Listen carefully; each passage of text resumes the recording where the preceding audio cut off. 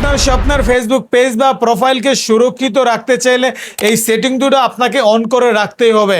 কেননা আপনার ভুলক্রমে যদি আপনি যে আইডি দিয়ে, যে জিমেইল দিয়ে আপনি একটা অ্যাকাউন্ট করেছেন বা নাম্বার দিয়ে অ্যাকাউন্ট করেছেন, অন্য কেউ সেই নাম্বার বা জিমেইলটা যদি কেউ জেনে থাকে, সেইটা দিয়ে যদি কখনো যদি লগ ইন করার চেষ্টা করে, তাহলে আপনি মুহূর্তে তাকে ধরে ফেলতে পারবেন, আপনার কাছে নোটিফিকেশন চলে আসবে। তো চলুন বন্ধুরা, সেইটা আমরা কিভাবে করব দেখে আসি। এই সুযোগে আপনাদেরকে বলে নিচ্ছি, যারা আমার এই পেজটিকে এখনো ফলো করেন নাই, অবশ্যই ফলো করে রাখবেন। যেই সেটিং দুটোর কথা বললাম, সেই সেটিংয়ে যেতে চাইলে প্রথমে আপনার ফেসবুকের মাদার আইডিতে আপনাকে যেতে হবে। সেই মাদার আইডি যাওয়ার জন্য প্রথমে ফেসবুকের অফিসিয়াল অ্যাপসে যাব।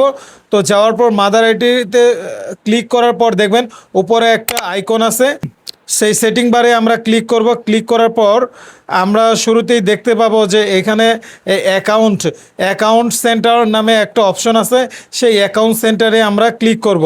তো তারপরে দেখবেন একটু স্ক্রল ডাউন করলেন তোরেই আপনি দেখতে পারবেন পাসওয়ার্ড অ্যান্ড সিকিউরিটি। সেই পাসওয়ার্ড অ্যান্ড সিকিউরিটিতে ক্লিক করার পর আপনি দেখতে পারবেন সিকিউরিটি অ্যালার্ট। সেই সিকিউরিটি অ্যালার্টে আমরা ক্লিক করব।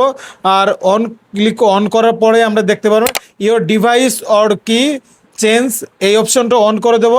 কানেক্ট ডিভাইস ওর কি চেঞ্জ, এইটা আপনাকে এনেবল করে দিতে হবে। এই দুটা সেটিং যদি আপনি অন করে দিতে পারেন, যে কেউ আপনার ইমেল আইডি ওর নাম্বার দিয়ে যদি কেউ লগ ইন করতে চায়, তো মুহূর্তেই আপনার এখানে নোটিফিকেশন চলে আসবে, আর ওই মুহূর্তে আপনি তাকে ধরে ফেলতে পারবেন, আর তারপর আপনার প্রয়োজনীয় পদক্ষেপ নিতে পারবেন।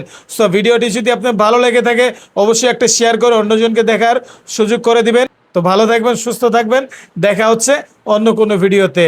আসসালামু আলাইকুম।